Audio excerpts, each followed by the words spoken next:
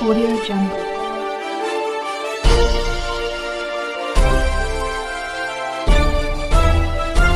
Audio Jungle.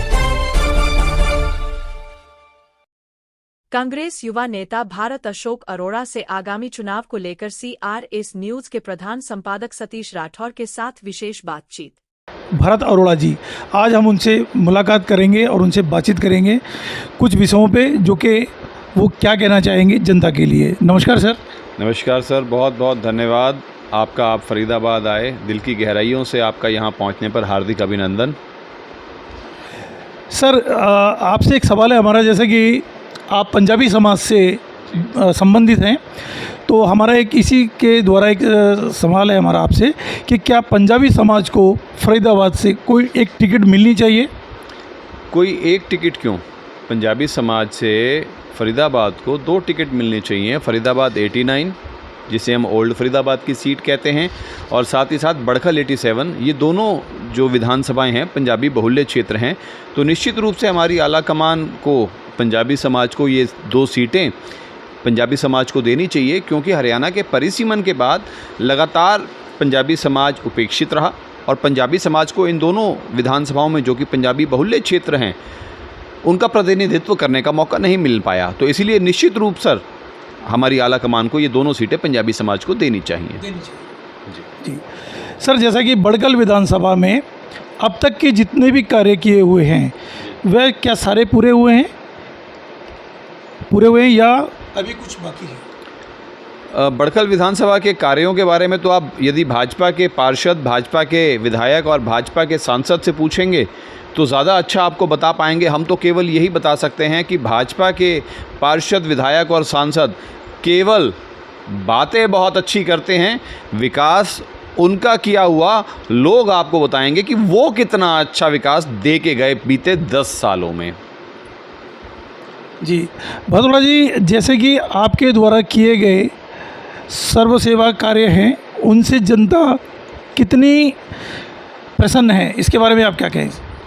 देखिए, मेरे द्वारा किया हुआ कोई भी ऐसा कार्य नहीं है जिससे जनता प्रसन्न हो। मैं अपने स्वर्गीय पिता श्री अशोक अरोड़ा जी का नाम लेकर चलता हूं, और उन्हीं के आशीर्वाद से जब बाबूजी शहर के मेयर थे और जब पूर्व महापौर हुए तो लोग आए दिन हमारे पास अपनी समस्याएं लेकर आते थे। तो बाबूजी के आशीर्वाद के साथ ही हमने उन्हीं की इजाज़त से एक्स मेयर ऑफिस को दोबारा से शुरू करा, क्योंकि हम शहर के महापौर नहीं थे उस समय, हम पूर्व हो चुके थे।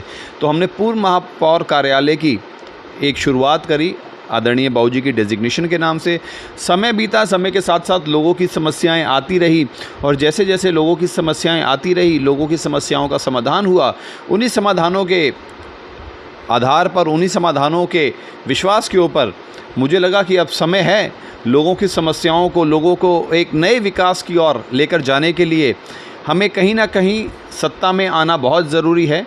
यदि लोगों को रोज़मर्रा की समस्याएं, जो कि आज इन सब बातों से ऊपर उठ चुके हैं, जैसे कि पीने के पानी की जल की व्यवस्था हो, सीवरेज की व्यवस्था हो, पार्कों के सौंदर्यीकरण की व्यवस्था हो, या सरकारी स्कूलों के जीर्णोद्धार के मतलब डेवलपमेंट की बात हो, दोबारा से स्कूल बनाने की बात हो, क्योंकि फरीदाबाद के सभी स्कूल खंडर हो चुके हैं।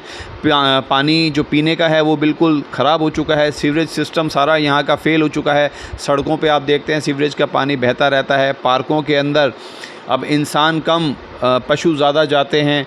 सारी कैनोपियाँ गल चुकी हैं। जो विकास कांग्रेस ने करे थे, ये तो समय के साथ उनको मेंटेन भी नहीं कर पाए, और क्या बताएं इनके बारे में। हम तो केवल अपनी जनता जनार्दन और अपने बड़ों के आशीर्वाद के दम पर हमने इस आवेदन फॉर्म को, आवेदनकर्ता जो फॉर्म था पार्टी का निकाला हुआ, हमने उसको फिल करा है। और निश्चित रूप से यदि पार्टी ने हमारे प्रति, हमारे समाज के प्रति विश्वास जताया और हमें टिकट दिया, तो लोग अपने आप स्वयं इस चुनाव को लड़ेंगे। हम नहीं लड़ेंगे, लोगों का लड़ना ही, क्योंकि उन्हीं के आशीर्वाद से हमने आवेदन करा है, तो लोग ही इस चुनाव को लड़ेंगे।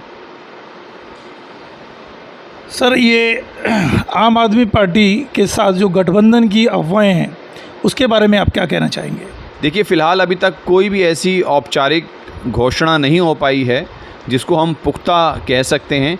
बाकी लोगों का काम है अफवाहें उड़ाना। जब तक टीवी स्क्रीन्स पे या हमारे कांग्रेस के जो हमारे व्हाट्सएप ग्रुप्स के ज़रिए हमारे पास जानकारी नहीं आती, तब तक हम केवल अफवाहें मानते हैं। और इसकी गहराई में हमें जाने की ज़रूरत नहीं, ये बड़े नेताओं का, शीर्ष नेतृत्व का काम है। ये दोनों पार्टी के बड़े मुखिया आपस में बैठ के जैसे उनको ठीक लगेगा अपनी सलाह मशवरा के हिसाब से वो जो करेंगे। हमारे लिए तो सब बातें सिर माथे पर हैं। भरत जी, अगर आपको फरीदाबाद या बड़गल विधानसभा का टिकट अगर आपको मिलता है तो आपकी नीति क्या होगी? देखिए, हमारी तो केवल एक ही नीति है सतीश जी। हम राजनीति जो कि एक शब्द है, इसके अंदर बड़े बड़े दिग्गज जो अपने आप में बहुत बड़े बड़े धुरंधर कहते रहे कि राज करने की केवल एक ही नीति होती है, साम दाम दंड भेद, कुछ भी अपनाओ, केवल राज अपना होना चाहिए। मैं इस बात का पूरी तरह से खंडन करता हूँ। राजनीति शब्द ही गलत है, ये राज सेवा होना चाहिए। यदि कोई व्यक्ति साम दाम दंड भेद की नीति अपनाकर केवल राज के लिए आ रहा है, वो लोगों का भला कैसे कर सकता है?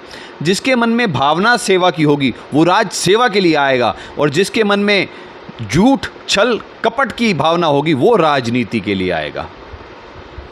जी, धन्यवाद।